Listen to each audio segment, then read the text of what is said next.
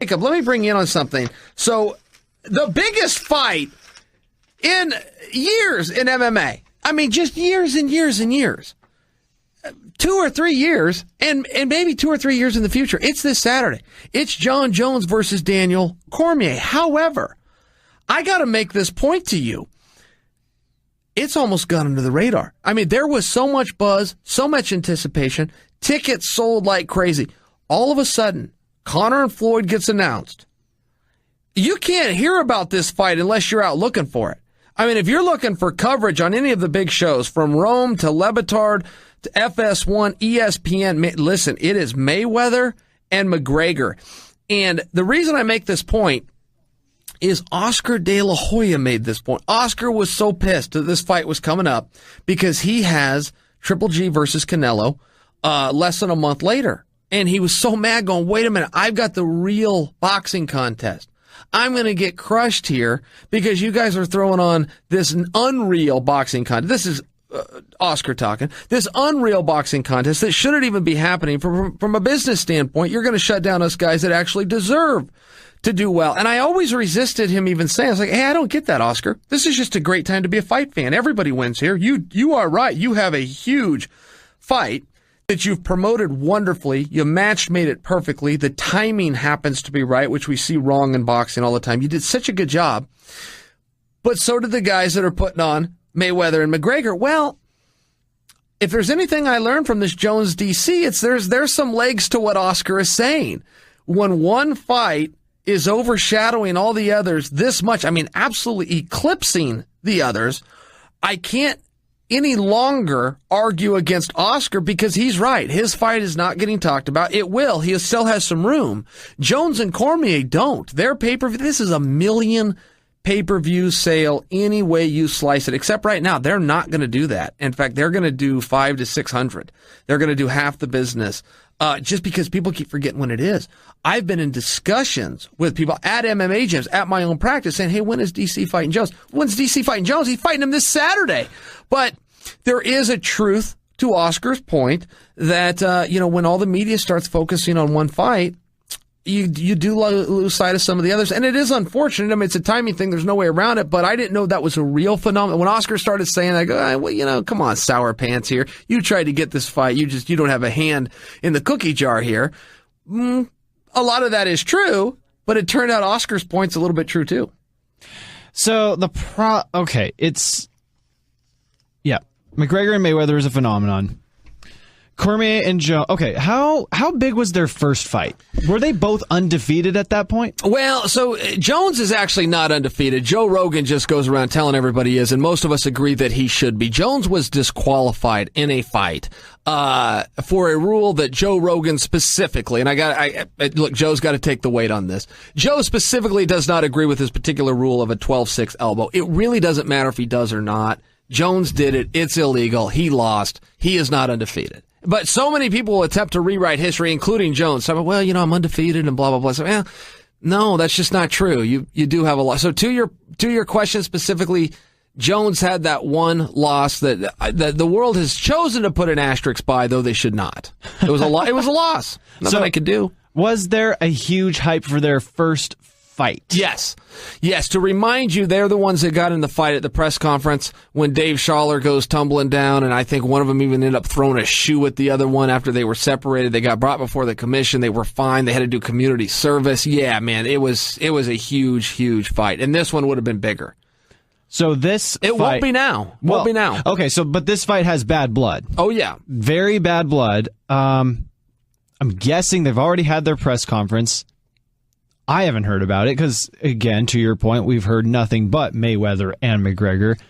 But it's got everything. They're fighting for a belt that Cormier did not beat Jones for the first time, and now he has to defend it. And we were just watching highlights just a minute ago of their last fight, and you're saying Jones is doing everything right against an Olympic champion. Yeah, a two-time Olympian, but in wrestling. Yeah, he didn't win the championship, but Cormier was a two-time Olympian. It was not a very close fight the first time. It was fun. It was close by John Jones standards. I mean, Daniel was in there. The rounds were close, but they kept going to Jones. I thought it was 5 rounds to none. John Jones, the official 3 judges all saw it the same way, 4 rounds to 1. Jones over Cormier. So it wasn't that close in that regard. Now, Cormier disagrees. He thought he won it. He thought, he did say, I let up a little bit in the second round because I could feel him fading. I wanted to recatch my breath. And once I lost my composure, I never regained it. He had said some different things where he had an opinion of that contest that is not what I saw, and it's not what the judges saw. But by John Jones standards, it was still a hell of a close contest. And to your point, yeah, man, there's bad blood, and Cormier has been untouched. Not only is that his only loss, no one's even gone with him.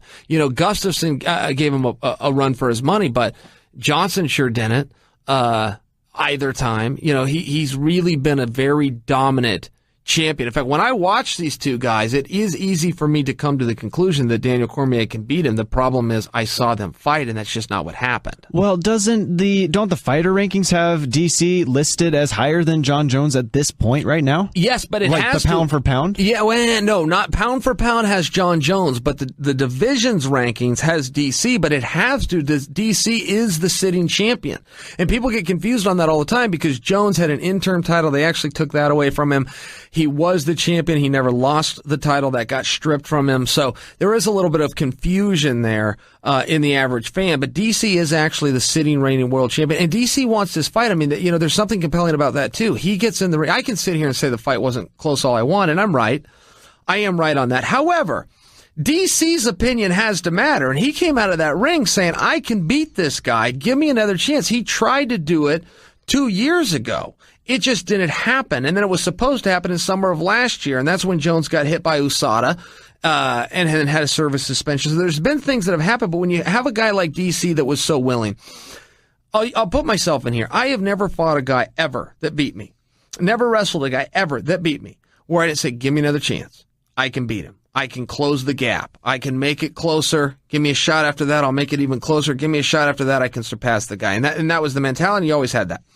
I fought John Jones. He is the one exception to that. When I got done with him, John, go enjoy your championship. I'll be over here in the corner. Our gap was too big, Jacob. I could not close it. At my age versus his age, no matter what I did, I was not going to be able to close that gap. Cormier came away. He also got his ass kicked, and he got out-wrestled. He's the 2-time Olympian. He got out-wrestled. I think it was 4 takedowns to 1 or 4 takedowns to, I can't really remember, it was so long ago, but Jones is the one that did the wrestling, the striking, the whole bit, pushed beat him the pace. At his own game, yeah. Beat him at his own game, just did absolutely everything. Then we find out he did it all while high on cocaine. I mean, this is just what happened, right? All of this comes out. So, I guess the point is, when you have a guy like Daniel that's so good and so talented and so willing, Daniel Cormier can start steering that ship. He could go be taking easy fights, making the money, keeping that championship. He never did it. He did the honorable thing, the competitor thing, to hell with the money, to hell with everything. This is the guy that beat me, and I'm going to make it right. And for me as a fan, man, how cool is that? How refreshing is that? It's kind of like those old days back when, in the schoolyard, the teacher would let fights roll out kind of thing between the two guys. Or even the bullies. They're back in the day when there would be the bully. The kids getting picked on from stuff I've read, from true stories, they didn't let that bother them. They're like, you know what? I'm going to get back up and I'm going to try to beat that punk until I can beat him. Or I'm going to find some kid who can beat him, have him train me, and then I'll beat that punk. Sure. And maybe they didn't even, but they put up a fight. And the bully kid would be like, you know what? I might be able to still beat this kid, but why try anymore? Because he's not afraid of me. He earned his respect. He earned his respect, and every time I fight him, I'm going to get a black eye for it, and I'm going to go home and I'm going to look like the loser. I might as well just make up with this guy and be friends. To DC's credit, maybe he did get killed. Maybe let's go Jones's way. Maybe he did get killed, but DC, even if he admitted it, he's like, I can still beat that guy, like you're saying. And yes, to his credit, he's got the championship belt right now. He could play the smart nitpicky way, right, of like, I don't want to fight Jones anymore. He's had his shot, and I want this guy, the kind of thing. And more or less, I think most people would go, yeah, go ahead. You don't have to fight Jones anymore. But no, he's putting his belt on the line. I really appreciate you saying that, Jacob, because if the roles were reversed, make no mistake, this fight is not happening. Now, ultimately, Dana might have stepped in and, hey, it's going to be my way or the highway. But if John had his druthers and John was in charge and never went through suspension, you can bet your ass he'd have ducked and dodged and come out with the excuses, and this guy doesn't deserve it, and I'm not going to give him the opportunity. He's done all of that to guys in the past. I was one of those guys, but he's done it to several other guys as well. Daniel Cormier with the strap called out the baddest dude. It was John Jones, no question. He could have gone after Jimmy. He could have gone after Bader at one point. He could have, rumbled. There's a ton of stuff he could have done. He said one guy's name, and it was John Jones, the baddest dude out there, the baddest dude to have ever done it, and the only guy to have ever stopped him. There is honor in that, and his legacy will reflect that. And these guys that are ducking and dodging, all the way down to the great Demetrius Johnson, history is going to reflect. And the record books can say you broke the record, but the rest of us that were here and saw you duck TJ, that's just going to be a reality for him. And that will not be said about Daniel Cormier, regardless if he gets another loss here. John Jones, if the roles were reversed, we'd all be sitting here as fans, leaning back, rolling our eyes, going, man, somebody get this guy in check. Daniel's the top contender. That's the fight we want to see. You're going to do the fight. And I guarantee you, John would have had a different story, and he would not have done it. He just stood strong. John owes Daniel a big thank you, because Daniel is a sportsman that goes, hey, you're the right guy. You're back now. Let's figure this out. And we wouldn't be in this spot if the roles were reversed. We just wouldn't. So that being considered, it's coming up Saturday. How long does this fight go, and where do you think it's going to be? Because watching the highlights, DC was getting beat on both ends, on his feet and on the ground. Yep.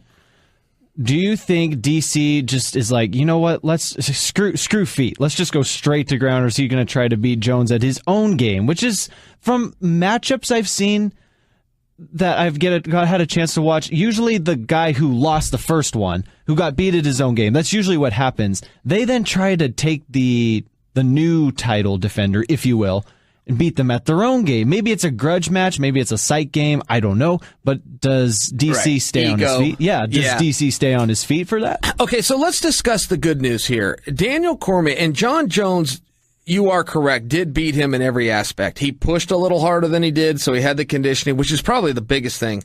It never gets talked about, but that's probably the biggest thing. John Jones outpushed him. And I don't know how, because he doesn't train as hard as him, but he did out-cardio him. John Jones outstruck him, he outkicked him, punched him, and out-wrestled him. However, the good news for Daniel Cormier is he was never hurt. Daniel never took a shot where he went down or almost went down. He never took a kick where, he flinched and had to double over, and he took some really hard shots, but he dealt with it and he pushed forward, showed a ton of heart. So that's the good news, that he could stand up with John Jones and just try to catch him and try to outpoint him. The bad news is he wasn't as fast as him. He didn't land as much as him. He didn't have as big of output as John Jones is. But Daniel could stay in either realm and be competitive. You asked me first, yes, a couple questions there, but first off, how long does this fight go? I think we see another absolute 5-round war. I don't think that that's going to change. Seeing either one of these guys get submitted or knocked down is just not something we've seen in their past, so that would have to come in as a surprise. And then the other side for DC, we know what to expect. We're not going to see a spinning back kick and jumping off the fence, and he's so dynamic and surprising. No, he's pretty straightforward. He comes in, he's a bull, he buries that chin, he keeps those hands up, he stays busy, he's powerful, he looks for that takedown. We can't say that, unfortunately for DC, we can't say that about John Jones. The one thing about that sumbitch is he comes out with something new every single time, and once we think we've seen it all, he comes out with something new. There has never been a fight where he didn't come out with something new. It has been funny to me to listen to Goldberg and Rogan call John Jones fights, because Jones will do something that we've never seen before, and they have to then tell us what the name of that move is. Well, that move doesn't have a name. And I watch these guys, and it's so fun. I put myself in their shoes. I couldn't do any better. How do you call out a move that you've never even seen before? But that is how dynamic and creative and innovative John Jones is. So you can sit and game plan for DC all you want. You're going to get it right. Now, can you stop it? That's a whole other story, but can you at least prepare for it? Yeah, bet your ass you can. You cannot do that for John Jones. He comes out with new stuff. Some of it people talk about it's illegal. Oh, he's kicking guys, in the oblique, which is 1 inch away from the kneecap, which is illegal. He's spinning this way with elbows. He's coming that way with singles. He's throwing saltos over the top. No one knows what this guy's going to do. And you just can't take your eye off that. And every time he advances, you know, fight after fight, month after month, year after year, it's like, okay, well, eventually this pot of tricks runs out. It's like music. There's only so many notes. It hasn't ran out with John Jones. He's going to do something in this fight we've never seen before. I guarantee.